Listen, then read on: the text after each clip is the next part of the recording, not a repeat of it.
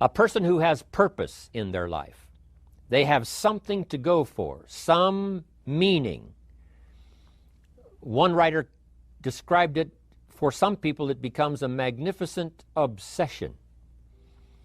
And for you and I, maybe it doesn't need to be that dramatic as a magnificent obsession. But it has to be something that does something to us, something that pulls us, especially into the future. You know, there are many influences on us. One is the influence of the past. Some people are always pulled back by the past. Some people are always pulled aside by the distractions. But here's what's powerful. If you have a list of high purpose in your life, it pulls you toward the future. And the more powerful the purpose is, the stronger it pulls. And here's the other great advantage if you have purpose for the future. It pulls you through all kinds of challenges and all kinds of difficulties. If you don't have these strong purposes for the future, it's easy to get swallowed by a bad day. It's easy to be almost annihilated by a poor month. And it's easy sometimes to almost disappear beneath the waves of a year that goes backwards if you don't have something to pull you beyond that year. So if you want something to pull you through all kinds of challenges, all kinds of difficulties and things that come at you, you got to have something on out there beyond today, beyond next week, beyond next month, beyond this year, that pulls you into the future. And the clearer it is, the stronger it pulls. The more dynamic it is, the more it affects your life, your spirit, your heart, your soul. It also creates imagination. It gets your mind working on how to achieve that purpose. And if your mind will work, and if your heart works, and if your spirit works, and if you have good input, like good ideas, I'm telling you, there isn't anything you can't accomplish. So that's one of the great powers that'll make a variable of you, and that is purpose. Here's the next one, self-confidence. Where does self-confidence come from? And this is the best advice I can give you on that. Not neglecting, first of all, the small daily disciplines.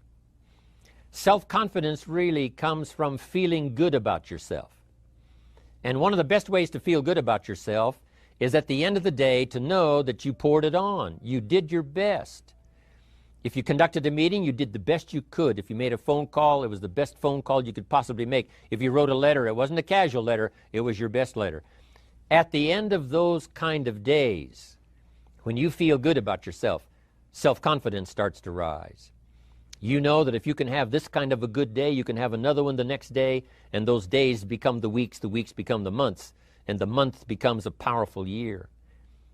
Self-confidence comes from the lack of neglect. If you will not neglect to do the small daily disciplines, that's where self-confidence comes from. Part of good health is self-confidence. I know I'm going to be healthy. I take the Herbalife products. I eat the apple a day. I walk around the block. I do the jogging on the beach. At the end of the day, when you've really poured it on and you've done all the stuff, self-confidence grows. That self-confidence affects your health. It affects your future. It affects your psyche. So this is true. One of the great powers is self-confidence. Self-confidence means willingness to do whatever it takes to achieve. Some people say, well, I'll do it for a little while and see what happens. You know, I'll try a couple of things. If that doesn't work, I'm out of here. And all of us know that that kind of person doesn't have much of a future. But if you're willing to do whatever it takes, if I have to learn a couple of things, I will learn those things. If I got to learn 5 or 6 things, I'll learn all 6. If I have to take an extra class, I'll take an extra class. If I've got to read the books, I'll read the books. If I have to consult with people who know more than I know, I will do the necessary consulting. Whatever it takes, I will do. That starts to develop unbelievable self-confidence. Self-confidence also comes from the ability to rise above your circumstances, to rise above what happens, the petty little things, the discouraging things that would sink everyone else's ship except yours, that would cause someone else to quit early in the day, but you keep going. That kind of willingness to overcome all circumstances, whether it's the little challenges or the big challenges. If you're willing to do that, I promise you, this kind of power will work for you, and in you, the variable, it'll make a difference. Now here's another one in my rather short list. The next word is character. Becoming a person of high values, a person of principles, a person of honesty, a person that earns respect. That kind of character. It took character when Mark started to put the marketing system together. How can we have a system that will build in the integrity, that people will know that if this happens, then this will happen. And if this goes wrong, here's the way to fix it. Unless you have the principles and the character and the integrity to put together a viable plan for a wide variety of people, then the system is not going to last very long. And I've been around long enough, and I'm sure you have been around long enough to see a lot of systems that got started, but they failed. And the reason is because they were not constructed with integrity. They were not constructed with character. They were not constructed with doing the right thing. They might have been constructed to take advantage. Cash it out as quickly as possible and leave. When someone took advantage, didn't have the character, didn't have the principles, and didn't have the character to stay, the character to see it through, the character to do the right thing. So this is important, to develop the character within yourself, that people see you as honest, as fair, willing to do the right thing, willing to be helpful, but always willing to walk the center line, not to pass the line.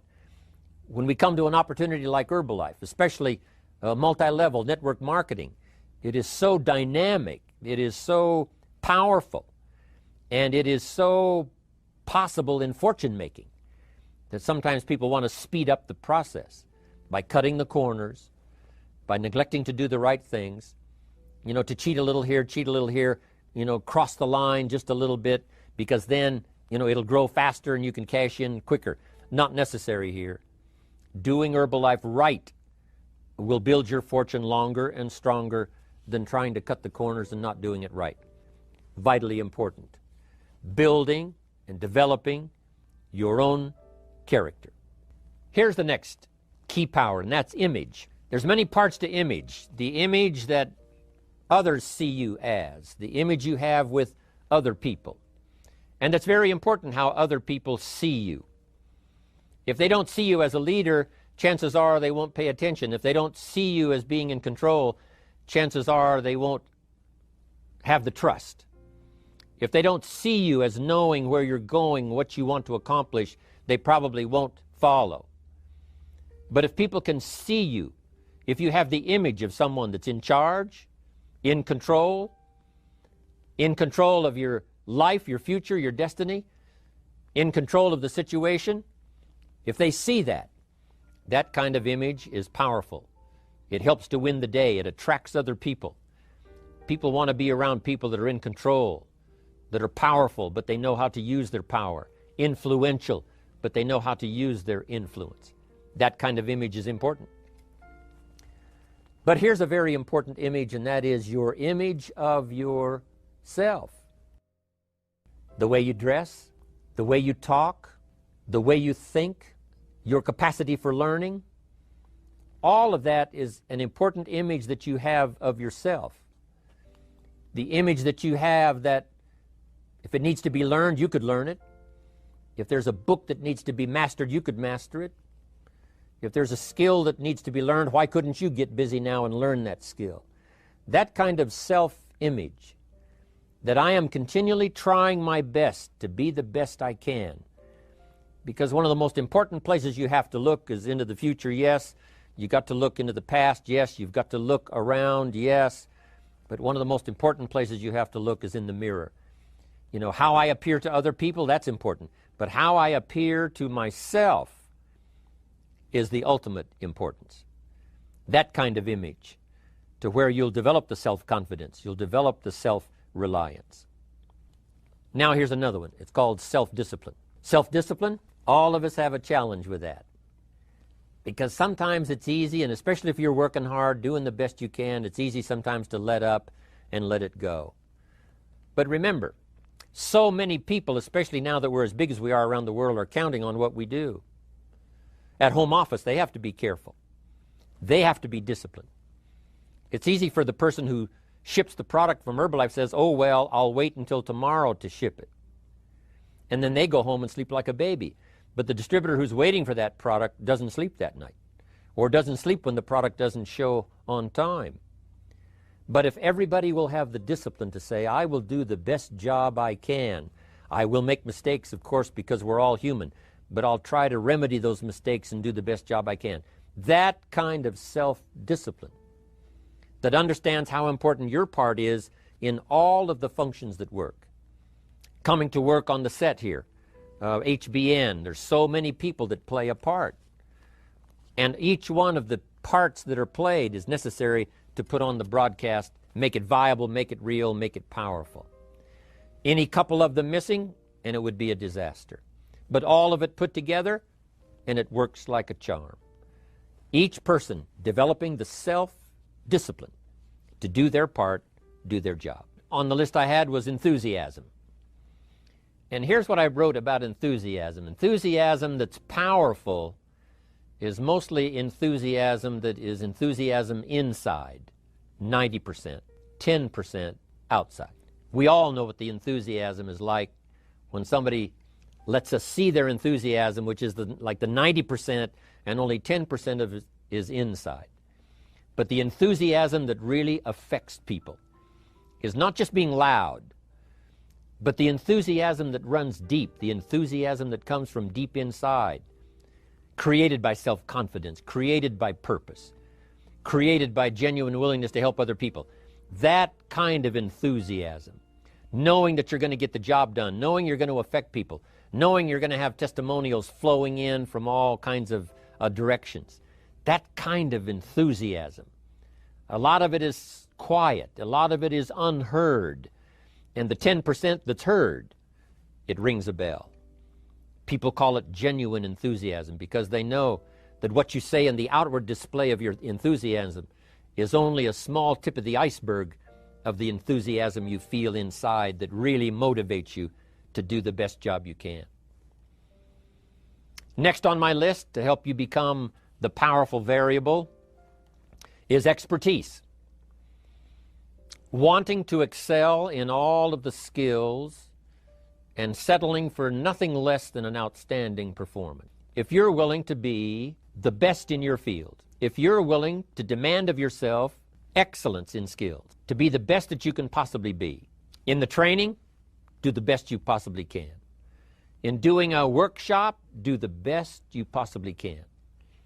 Developing the skills of using your personality, developing the skills of language, developing the skills of influence, developing the skills of organizing. If you're willing to be an expert in all of the skills, Herbalife has the way for you to invest those skills and not only make a handsome living, not only make a lot of money, but if you would so desire and if it would be your purpose, a chance to make your fortune. Expertise, excellence in skills. Here was the next one on my list, making a powerful contribution to you, the variable, and that is preparation. Well prepared. And preparation, of course, involves a whole lot of things. A big share of our life is preparing, getting ready. When we go to the first grade in school, we're just preparing for the second grade. After we've finished 2 grades, the 2 grades prepare us for number 3. Sometimes it seems like a long, excruciating time. And the time will just seem like it'll never come when we can finally have the performance that we really want. But it takes time to prepare. It takes time to get ready. And the decisions you make in the preparation time, those are the decisions that last for a lifetime. Preparing to have a good day. It's that preparing, maybe the night before, maybe the couple of days before the day that you're going to put everything together. The preparation for a meeting means that you've taken it serious. The preparation for doing a workshop means you're serious about the workshop. You want to make the best contribution. That kind of preparation is important. But here's preparation that's very vital, and that is to prepare yourself for success. Life seemingly does not wish to waste success on the unprepared. Life says, Why waste a fortune on this person? They're not prepared to do the right things with it. They're not prepared to use it wisely. If a fortune was bestowed upon this unprepared person, it would probably be wasted. The people that could have been touched won't be touched. What could have been done won't be done. This fortune will have been wasted on the unprepared person. So not only look for fortune, not only look for the promise, but prepare yourself. And ask of yourself, what can I do to make myself ready? Because remember, life was designed not to give us what we want, not to give us what we need, but life was designed to give us what we deserve. It says those that search will find. Someone says, well, I need to find some good ideas to help change my life for the future. Then to find good ideas, that doesn't come because you need them. It comes because you search for them. If you want good ideas, you got to go after them. You got to go to the class, you got to go to the workshop, you got to go to the training, go to the book, right? You got to go to the journal, right? Go where good ideas are being taught. Go searching, go looking, because good ideas are not going to be wasted on those that are not seeking, searching, well prepared. So, prepare yourself to be ready for fortune when it comes, to be ready for challenge when it comes, to be ready for opportunity when it comes. Now here's the next one. There's great power in self-reliance. Self-reliance means you simply look mostly to yourself. It would be nice if someone just gave you this, gave you this, gave you this. It would be nice if everyone did their job exactly as they're supposed to do it. But here's what you've got to do. Primarily rely on yourself. Primarily say, I'm the person responsible. And I will learn the necessary skills so that I can help people learn their skills. If I need lots of people to do certain things to build my organization, that is what I must have. But I've got to be the final backstop. I've got to be the final one that people can rely on. So that if this is missed and this is missed, I can catch up. I can fill the gap. I can do the job. We have to do it when we conduct meetings. We have to do it when we conduct training. We have to do it when we're in a class of just a few. What someone might have missed, we're there to fill in. Self-reliance. Primarily, we're learning to count on yourself. So that you can do this, never complain and never explain. Here's one more, and that is the power of extraordinary performance and demanding of yourself excellent results. This is so important. If you want to live extraordinary, you must do extraordinary. If you want an extraordinary income, you must do extraordinary things. If you want an extraordinary fortune, you must go with the demands of what it takes to have that fortune.